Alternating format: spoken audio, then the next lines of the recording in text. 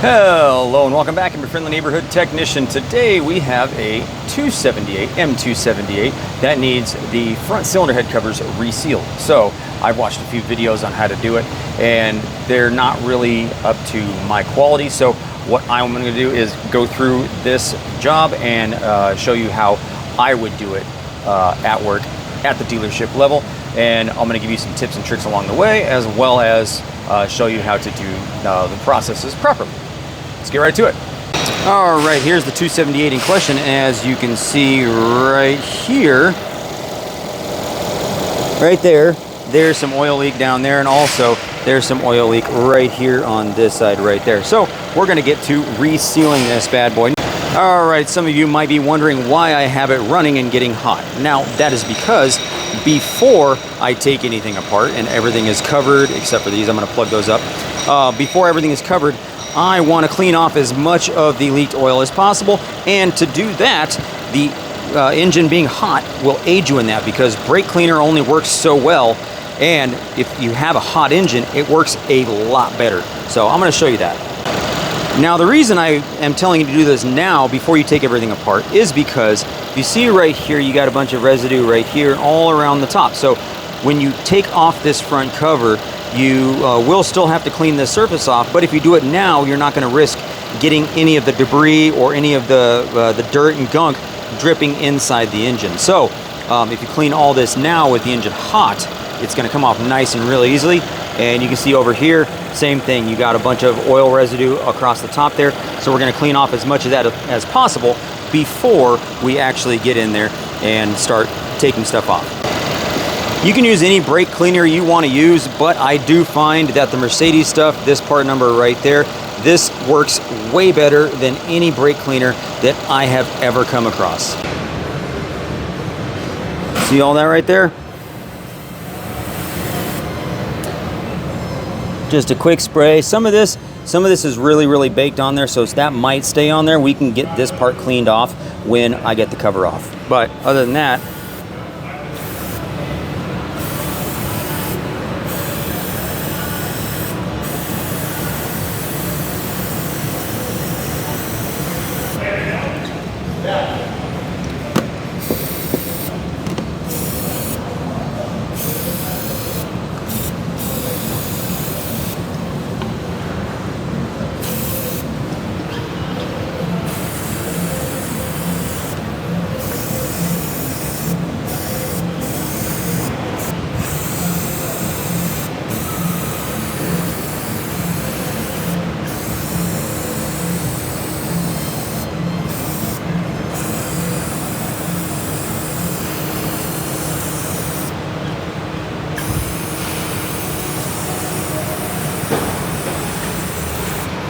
you also want to make sure you clean off around all the cam magnets there, just to help keep you from dripping stuff off.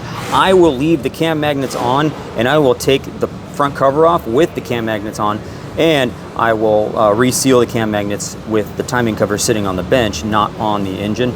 It's just a lot easier, and again, it prevents stuff from dripping inside the motor. There are a few warnings I would like you to heed.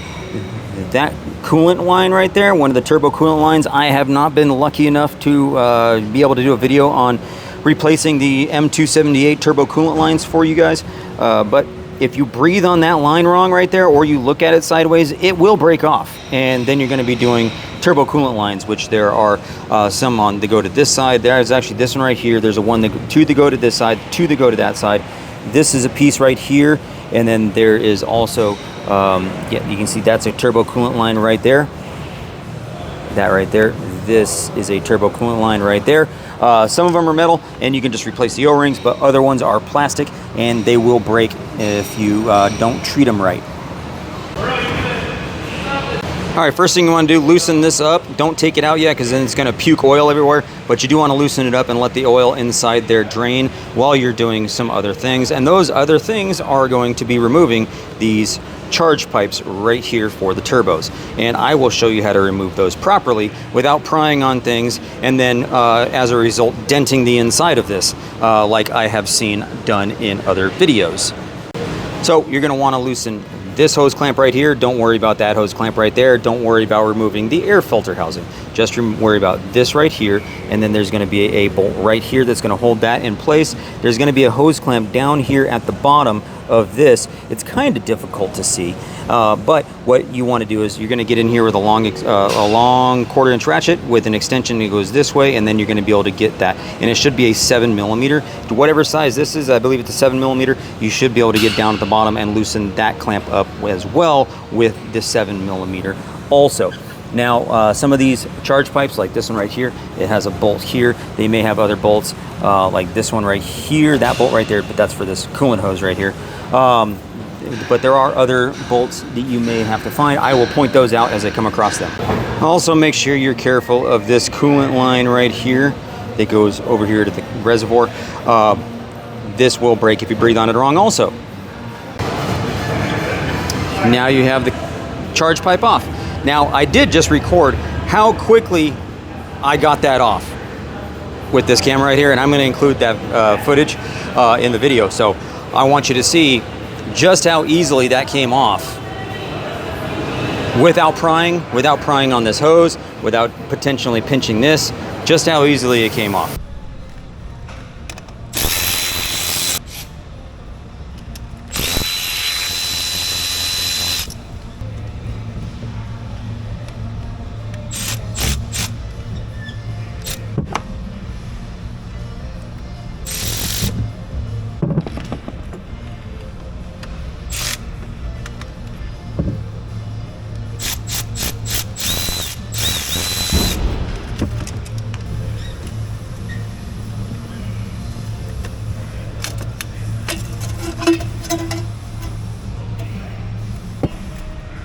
Now we can get to taking this side off. And again, this side as well, no prying. I was able to get it off. So the going on is a little bit more difficult just because the seal that's going to go on there, down there at the turbo is going to be a fresh seal. And if you don't install it properly, then if you try to put it in the tube first and then put it on the turbo, you're going to have a bad time. So you do have to put it on the turbo first and then get the tube pressed on. Same with both sides. So that's about it. So now you can take this out and put a rag in there, and then that's going to keep shit from falling in there. All right, now we can remove these charge pipes right here, that one, and then this charge pipe right here. This goes from the turbo to the intercooler that sits right here. To do that, you're going to want to remove that hose clamp right there, or loosen that hose clamp. Loosen this hose clamp right here, which you can get to right there. And then you're going to want to loosen the hose clamp on this side, and then this hose clamp right here as well. Now to get this one off, you just have to take off this hose, this E10 right here, that bolt, and then you're going to have to remove this section. You don't have to remove the whole thing, but you got to remove this section right here because there's a bolt right there that holds this one on. Now you're going to want to use something like this. Remember, don't use anything too pokey because you don't want to poke any holes in those boots right there, but you do want to use something in there to get it unstuck from the charge pipe. You want to do that on both sides. Okay, on this one there is one bolt and it's really, really difficult to see. You see this bracket right here? It goes straight this way, and it's kind of, like I said, it's really difficult to see, but there is a bracket. When I get this thing off, I'll show you what I'm talking about, but the bolt just goes straight that way. The driver's side also has a bolt that goes right there as well, right in that area. Now we're getting closer to having both these front covers unblocked so we can take them off. Now the next thing you want to do is take off, see this coolant hose right here? There's a bracket right here that's attaching it to the oil filter housing. You want to take out that bolt right here, and that's pretty much it. You can actually flex this over because it's got a rubber hose right here that goes over here, and this goes downwards, but you can flex this out of the way, and there's a rubber section right here, so you can actually move it out of the way to get to this front cover. So there's no need to actually drain the coolant. And on the passenger side, same thing. You got a hose here, this coolant hose that's also attached to the dipstick tube. There's a bolt right here, and then the dipstick tube attaches to the front cover right here. So you're going to want to remove those, and then you can actually flex this out of the way a little bit to get to these, because there's a bolt down here, and then there's that'll help you, give you more room to actually pull the cover off and then get it back on again, because when you go back on, you kind of need to go pretty straight because you don't want to disturb any of the sealant bead that you're going to have to put on there. Okay, almost to the point to where we can get these front covers off. Now, one thing you're going to want to do is you're going to want to unbolt this right here. There's a bolt right here, and then there's a bolt right here, and that's going to attach. That actually attaches this coolant tube right here to the dipstick, and then the dipstick to the front cover. So you're going to want to remove both those, and then you can actually pull this out a little bit so you can get this in and out. Now, on the driver's side, what you can do is you got this tube right here, and you can see down that goes down there, but you're going to want to remove the bolt right here, and then that's going to allow you to flex this out of the way, because there's just a rubber section right there, and it'll allow you to flex that out of the way so you can get to the front cover a little bit better. Next, you're going to want to start disconnecting all the electrical connectors to allow you to get the harness out of the way. Same thing on the passenger side. Now we're pretty much ready to get these front covers off. There are a couple bolts that could be quite difficult to get to. This one right here, that's down here, that right here, this one right here that extension is on, this extension right there. Also, the more difficult one to get to is this one right here, right there. Now, there's no way that I can tell you how to get that off. I will tell you that the work instructions do not instruct you to remove the turbo. And if you look at what is in the way of that bolt, it is the outlet of the turbo. And I can't get a flexible E10 on there. It doesn't fit. So what I did use was I used a quite slim combination wrench. You see this right here? It says strap-on on it, and it has a very thin angled E10 right there and an E12 on that end. And you can get that in there to take that bolt on and off. I do not know how you're going to be able to get it torqued properly, but you will torque it to about the same torque as these ones right here. These ones I will use a torque wrench on, and that one I'll use my highly calibrated sense of feel to get it torqued properly, and then I will ensure that it does not leak afterwards.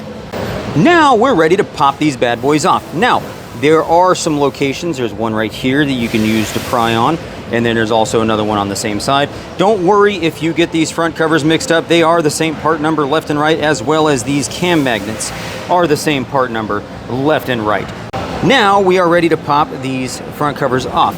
Now there are some convenient popping off locations right here, and then there's another popping off location right here. Now these should not take much force to pop them off. If you have to apply much force, then you forgot a bolt. See that? I literally did not loosen that beforehand. It just came off. Same thing with this side. Let's see here.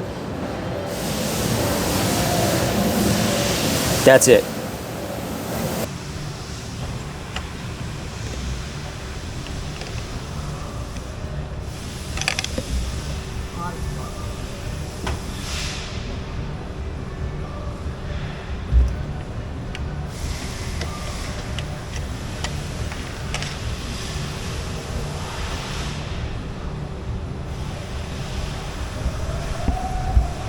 Now we can get to cleaning off all this old sealant. Same thing on this side. We got to clean all that off before we reseal them. Okay, so here are the covers. Now we're going to get to cleaning them. These right here will come off. These right here are the bolts for this. Now these bolts do have sealant on the bolts, on the threads, because these holes go all the way through. You can see right there. Bolts go all the way through, so they're gonna need some sealant. These bolts right here are the bolts for the cover itself. Now you have to replace these bolts because they are torqued to yield, especially these ones, because like I said, they do have sealant on them. So if you do reuse the old ones, not only will you not be able to torque them properly, you will also not have the sealant going to be present, and it could leak. So that's why you have to replace those. All right, here are the front covers. Now you want to make sure you get the sealant path correct. One thing I do recommend is taking a Sharpie and going around and drawing the sealant path for when you lay the bead. Just because it's a lot easier to do the bead over the Sharpie than having to look up, look down, or look over at a piece of paper, look over, look over, look over. Just trying to make sure you get the path right, whereas you draw it like this the first time, then you can just follow it. Now, one point I do want to recommend you pay close attention to is this area right here. 278s, you can tell this part number right here, oh, it's 276 part number. So, on some of these engines, a lot of the 276s, there's a, on the actual cylinder head itself, this opening kind of cuts down a little bit. So if you cut this line too straight, what you're going to do is you're going to miss a portion of the actual cylinder head, and you're gonna have a gap in the sealant, and you're gonna cause a leak. And I'll show you on this one how the head is not like that. It's kind of hard to see because stuff is in the way, but down here, that area right there, on some 276 cylinder heads, that opening right here, see how it kind of curves up a little bit? It doesn't curve up as much, and then if you cut that bead too high, you could actually leave a gap, and you'll have a leak right there. So just pay attention to that. Already have the cam magnets installed, new bolts, new O-rings. So these are gonna get torqued down to 4 Newton meters and a 60-degree turn. Now we're gonna lay the sealant bead. All right, here we go, ready to be installed. Now, admittedly, that bead is a tiny bit too fat. I cut the hole in the tip a little bit too big, but it'll work. Let's get to installing them.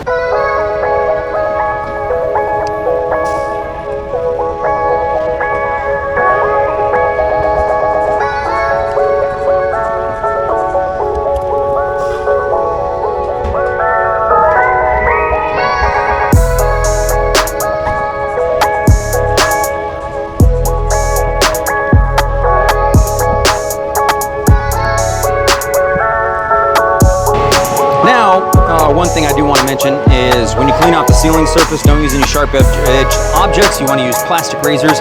You can find those on Amazon. These are going to get tightened down to 5 Newton meters.